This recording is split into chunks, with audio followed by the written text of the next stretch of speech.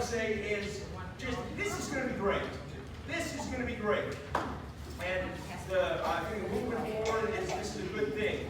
I got the saying from Tom Peters. I thought it's a good saying. Change is good. Transition is a beating. Well, that was pretty good. But this is going to be a great thing, and we are really excited about it. So let me run through these things and then give you a chance to ask some questions. Okay? So here are the assumptions. One, we want to have open parking spots and open sanctuary seats available for the people who come and for those who come currently and for those who will come. Okay? I mean, we could say, no, we don't want any other people to come. We could say that, but we're going to make the assumption that we want to have spots. Number two, we are at a point where we need to create open spots in the sanctuary and in the parking lot. Come September 8th, I mean, we will be jam-packed in here. I have heard just offhanded comments from people related to this of, it's the summer and I can't find a parking spot. This couple that has been, or this guy and his kids that have been coming for the past 6 weeks or whatever, just at a baseball game one day, he was like, have you all ever thought of starting 2 services? I mean, because he's like, I want, you know what I mean? So I think we're at the point. Number three, third assumption is most people who come to OCC do so as the result of an invitation from someone or a connection with someone. I mean, I think this is a reasonable assumption, okay? Motivations and aspirations. We want to care for people who attend OCC. We want to make room for new people to attend OCC. We want to give the best chance for some of those new people to be young families. We want to honor the past. We want to prepare for the future. We want to celebrate and maintain who we are as a church. And we want to change and adapt to move us forward as a church. I mean, we're trying to do all these things. And I know there's lots of things to think about and consider related to that. And hopefully we'll do that as best as we can. So the objective is provide more room in the sanctuary and parking lot at OCC for people to attend services. Okay? This is the main objective. We had talked about some other objectives. Hey, we want to provide it for style, we want to provide it for time, that these, you know, but our primary objective is we need to provide more room in the sanctuary and in the parking lot for people to come. Okay? Let me make you some promises. One, whatever we do, it's not going to be perfect. Okay? Number two, it's going to require change and sacrifice on everybody's part. Okay? And on some people more than others. Number three, we're going to see how things go. I mean, this is not set in stone forever in perpetuity. We're going to tweak things along the way. We're going to evaluate the whole plan as we go. And maybe we'll get down the road and we'll be like, you know what, this didn't work, okay, and we're going to do something again. That's okay. But the fourth promise I want to make is we are doing our best to consider all options and all people and all the possible factors and to make what we think is the best decision for the church moving forward. Okay, so it's not going to be perfect. We're doing our best. Okay, so here's the options to meet the objective. Number one, expand the sanctuary or build a bigger sanctuary. I don't think we have to talk very long about that to realize that that's probably not a feasible option for us at the moment. Okay. Number two, add an additional service at a time other than Sunday morning, and encourage a certain segment of current OCC people to attend the additional service. Okay. We could start a service on Saturday night or Sunday night or Wednesday night or whenever, okay? But given assumption number three, that most people who come to OCC do so as the result of an invitation, whenever we start another service, we're going to have a certain number of people who are willing to say, I will attend that service to give it life and to give it momentum and to invite other people to it. You know, because otherwise it's just the people. If I'm the only one there or Rob's the only, you know, we need a certain group of people to give it life, okay? Or number three option, the third option, create a 2-service schedule on Sunday morning and encourage a certain segment of current OCC people to attend each service, okay? So, over the side there, kind of the factors involved. You know, we had this ad hoc group that we kind of put together to discuss this. We discussed it at staff meeting and at council meetings, and of course Rob and I discussed it a lot. I visited about it with other people. We sent out this survey. This ad hoc group kind of created this survey to kind of give us an idea of people's desires maybe. I'll talk about the survey results in a little bit in some of the questions, okay? But as I think about that, could we have involved more people? Yes. Could we have talked about it more? Yes. I mean, we were in a little bit of a time crunch, we felt, because we've got to get it out there. But at the same time, I mean, when we do it next time, will we do it better? Yes. Will we do it perfect? No. Right? But I think as we run things in congregationalism, I think we involved some good people. I think we could do it better. We did our best. And I think hopefully this meeting and the meeting next Sunday will be helpful as well. Okay? So here's the recommendation, that we create a 2-service schedule on Sunday morning. The current recommendation has those services scheduled at 9 a.m. and 11 a.m. Okay? But we want to kind of talk here and talk next Sunday and kind of finalize that after next Sunday, and then we're going to roll forward. Now, the consideration within those things. When will Children and Youth program happen? We have, the recommendation currently is that we'll have youth and children's programs at the 9 a.m. hour. Okay? We don't have enough children or youth right now to make it feasible that we have them at youth and children program at both hours, and we think that the early hour will be the time to happen. When will nursery care be offered? We are planning to offer nursery care at both hours. Okay. When will the choir sing? We have asked the choir to sing at the later service, and this is obviously a big change for the choir, for those who attend what is currently the 9:30 service to now attend the 9 o'clock service. That's a bit of an adjustment, a change. For the choir, who is currently singing at 9:30 to now sing at the later service, that's a big ask. But we need some momentum. We need something at both services, a draw. And if we put youth and children's programs at 9, and we put the choir at 11, the choir can help us give some life and momentum to that service. And we are grateful for the choir's consideration of that and to help us with that. Can I just point out on behalf of many of us, an 11 o'clock service means most of us get a whole lot more sleep. You won't have to push that one hard. Okay, okay. Good. That's good. Well, good. What about coffee hour? We have kind of made the assumption from the beginning that coffee hour is a part of who we are. It's a part of who we are as a church, that it's an important part of our church, that the ability to fellowship in the coffee hour is an important thing. Now, we're thinking about that. Is that more important than some other things? So I think we're still mulling it over. I want to hear from you guys. There's thought, well, what if we did it the second service at 10:45 and had 45 minutes for coffee hour? Would that give us enough time for fellowship as well as some time to get some cars out of the parking lot to open up spots for the next service? Or we say, let's pare coffee hour down, which we plan to do anyways, to, I mean, right now we've got these elaborate spreads, and we are so grateful for all of you who bring that. But if we kind of pare things down, we have coffee available before each service and after each service, but a little less time in between services, because we say, hey, it's more important for us to start the second service at 10:45 or at 10:30 than for us to have a lengthy coffee hour. We're still kind of thinking about that. So I'd love to hear from some of you on that. But whatever we do with coffee hour, we're not going to call it coffee hour, because it won't be an hour, okay? It needs to be. So if you have a creative name for the fellowship 45 or something, okay? Great. What about the style of the services?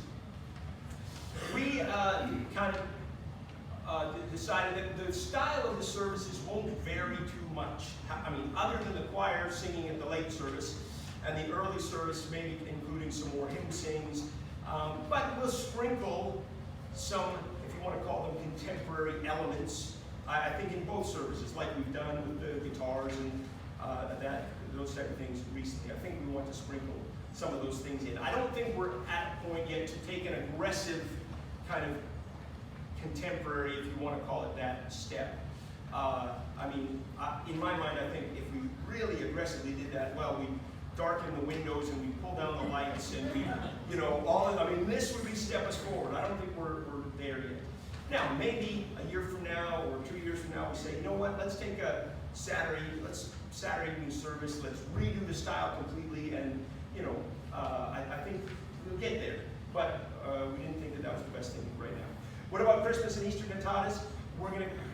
As things go along, we'll kind of see how things go. Now, if things roll up where we've got good kind of balanced attendance at both services, like we did this past Easter Sunday, we had good balanced attendance. Well, then what we're going to try and do is get the choir and orchestra to do two cantatas or to play at both services. That's going to require a little bit more, but we're kind of going to see how that goes. What about things like Pie Sunday and Super Sunday? That also will be a bit of an adjustment. Probably on those days, what we'll do is we'll shorten up the early service just a little bit to give us a little more time. And then we'll have pie and soup available after each service, after the early service and after the late service. And obviously, as we think about when it starts and how much time we have, we're going to have to adjust that. What about Packer games that start early? Great question. What we have talked about, which I think in my mind is a great idea, is we're going to stick a TV on the wall in the fellowship hall. If the late service ends at 11:45, Packer game turns on at noon. If we want to stay for the first quarter, whatever, and maybe we'll provide pizza or something, and if people want to stay and watch the Packer game, that's great. So there are there are 8 Packers games that start at noon in the fall. So we're thinking about that. How long will we try this before reevaluating? I think we've got to give it a good stretch. And so the thought is for the 9-month school year, September to May, and then give a good reevaluation. Of course, as we go along, we'll tweak things and that type of thing.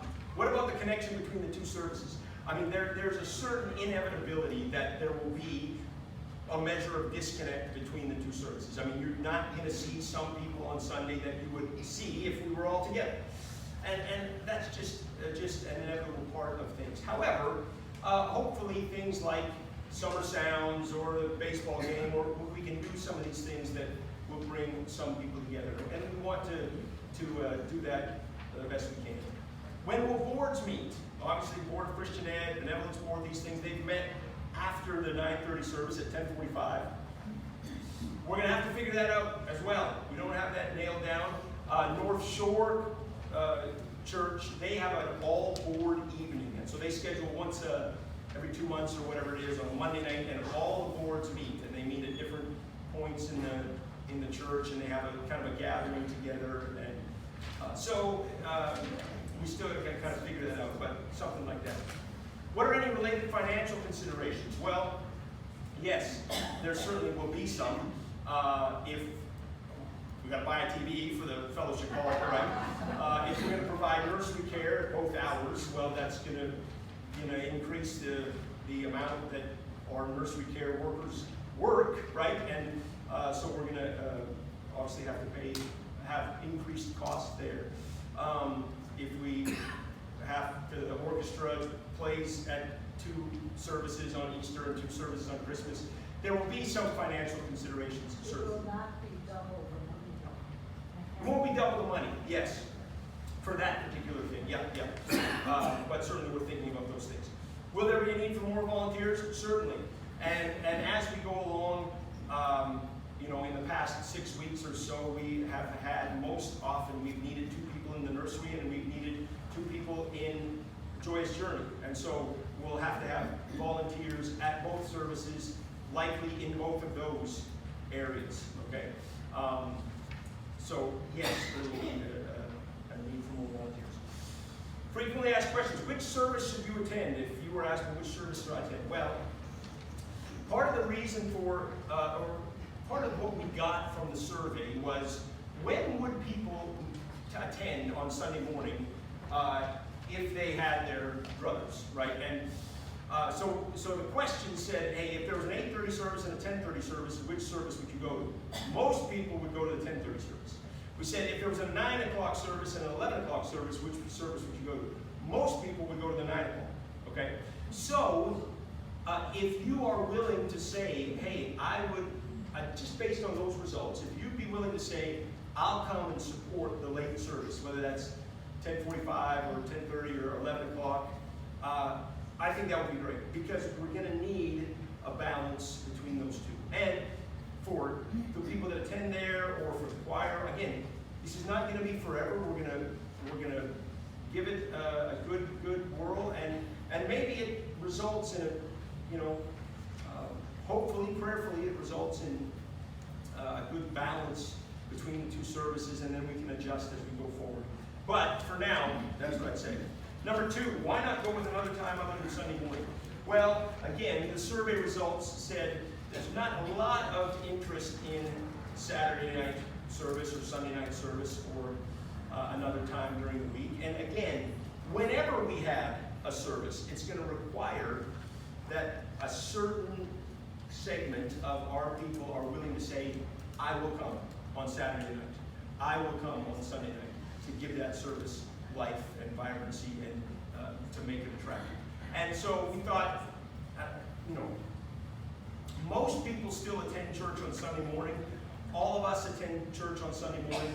Probably for the moment, it felt like let's tackle a 2-service thing on Sunday morning, and then we'll think about Saturday night or Sunday night or another time, you know, a year down the road, 2 years down the road, things like that. So that was the thought. Number 3, why not go back to what we used to have, 8:30 a.m. and 10 a.m. on Sunday morning? Well, again, we could do that. And if we had wanted to do that, well, most of you would say, I would attend the 10 o'clock service rather than the 8:30. And again, we would need a certain demographic to say, I would support the 8:30. What we used to have, as I understand, though I wasn't here for it, but that we had, you know, a small group that kind of made up the 8:30 service, and then really most people attended at 10 o'clock, and we had coffee hour after that, and everything happened at 10 o'clock, right? We can't go, I mean, what we're trying to do is balance the services in such a way as to give us ample room in here and ample room in the parking lot, or at least sufficient room for people to come. And so the way we're structuring it, this is the hope, okay? So, measurements of accommodation. Are we accommodating the people? Is this working out? Again, this is kind of 9-month trial period. That's the thought. We're gonna measure attendance at both services. We're gonna measure attendance in nursery and children and youth program, and we're gonna count the number of cars in the parking lot and see how this is working out. Now, let me say, the overarching goal in all of this, our mission is to care for those that God has given us to love. I mean, this is the point of what we're doing. We're not trying to build a big church. We're not trying to grow the church numerically for the sake of growing the church numerically. But we think, well, one, who are those that God has given us to love? And we think that group includes people that come here on Sunday morning. And what does it mean to care for those people? Well, part of what it means to care for those people is when they come on Sunday morning, we hope they have a place to park, and we hope they have a chair to sit in. And then it's reasonably easy for them to find those two. People will drive in. If they can't find a place to park, they will drive away. Right? If they come in and it's really difficult to find a place to sit, they may leave. Say it again. I said they'll belong to the choir whether they want. Yeah, right. This is the way to recruit choir members, Yeah. But I'll tell you, this is what we're trying to do. We want to care for those who God has given us to love, and this is part of it. This is part of it. The seats and the parking and how do we make it easy for people, signage and all those kind of things. However, what is so great about OCC is we are just, you guys are such a wonderful, welcoming, loving, great group. And people that come in here feel that. And I have heard that from people. And that makes such a big difference. There was a friend of ours that came to our church in Texas. Their first Sunday there, they drove onto the parking lot. It was tough to find a place to spot, a place to park.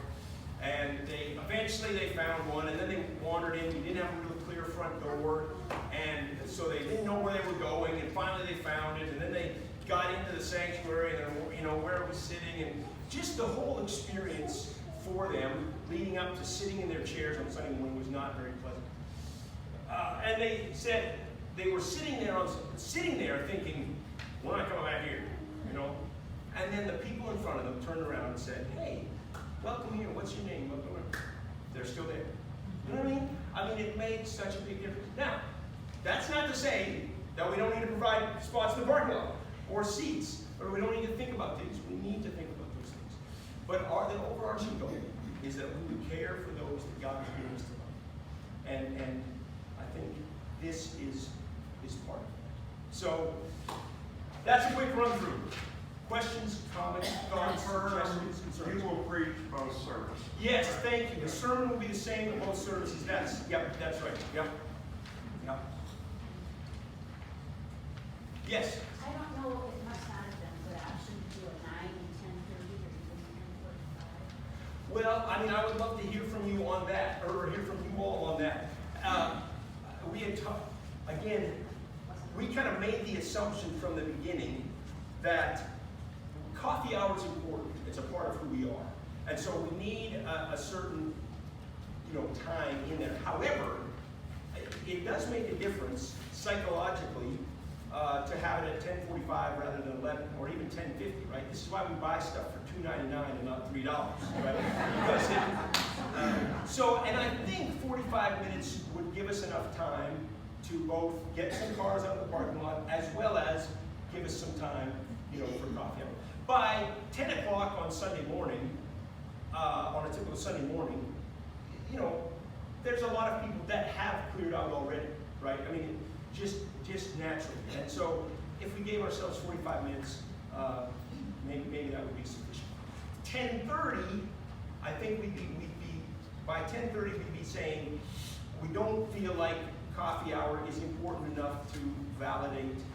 We're going to crunch coffee hour a bunch because we think it's important to start at 10:30, and we could think about that. I'd love to hear what you guys think of that. Yeah. Like 11 o'clock, by the time we get done with the service, and then you're going into your afternoon on a Sunday, and so I don't know.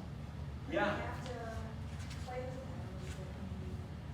Yeah. I mean, that's the inevitability. What if people not just leave because they want something more for their Sunday than going over to coffee hour than 2, and then by the time if we get home, it's the middle of the afternoon. Right.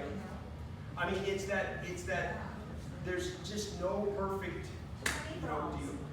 But I think if you do it in the middle, between the two services, you've got those who are kind of finishing up, you've got those who are coming in, and they can kind of all fellowship in that time frame, and that way those,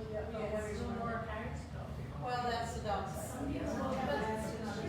Again, it's trying to balance all these factors. That way you have more connection, because, because then you'll still see those people who are coming for the late service, because they're maybe gonna grab a cup of coffee.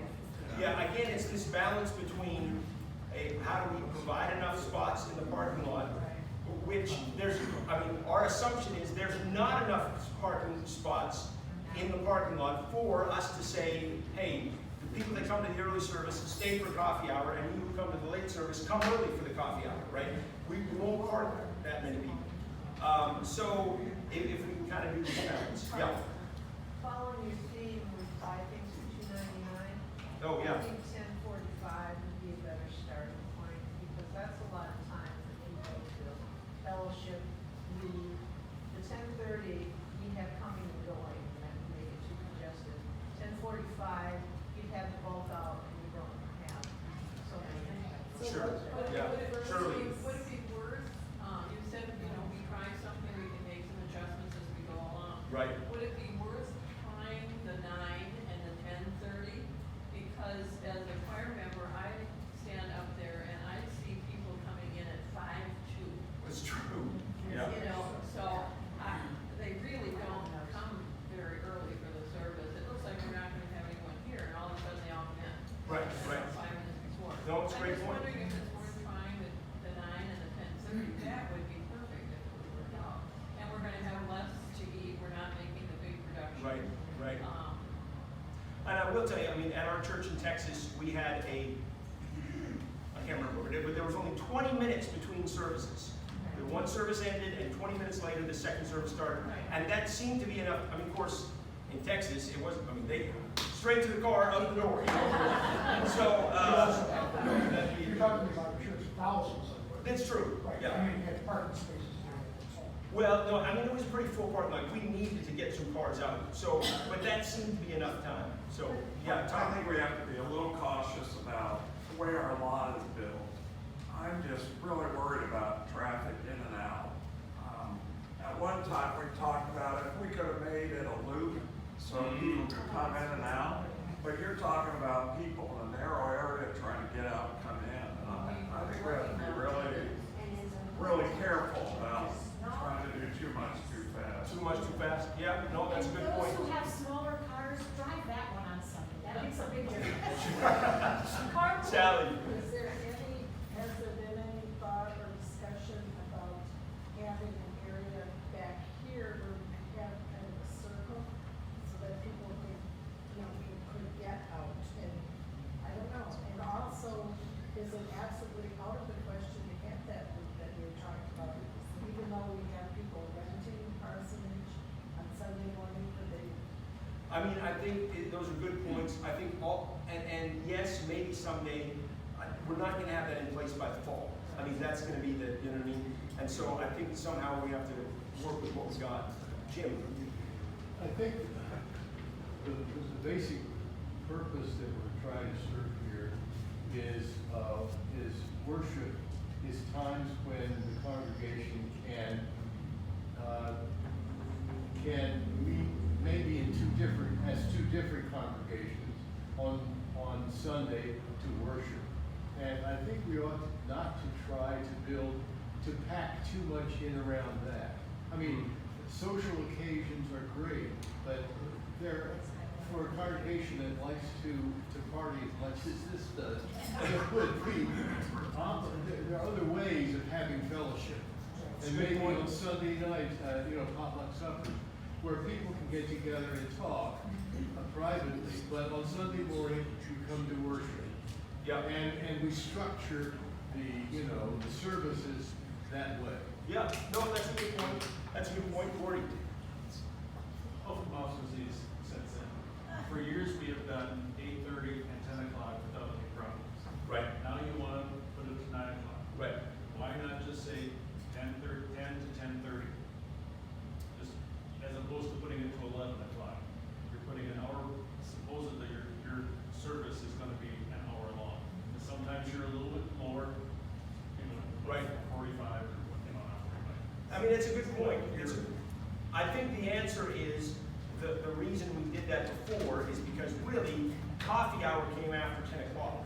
The 8:30 service was this, you know what I mean? So, I think we could move it to 10:30, but then but because now the early service will be the, if you want to say dominant service, rather than the late service, right? So, at least according to the survey results. So, I think all of these things that have been said, hey, one, maybe some fellowship, but two, let's not try and do much too fast.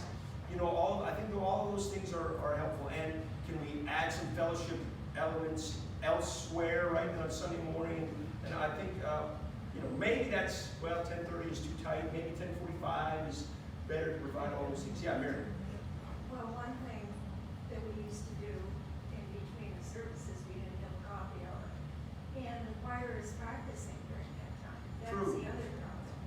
Well, and the choir would likely practice in here rather than in there.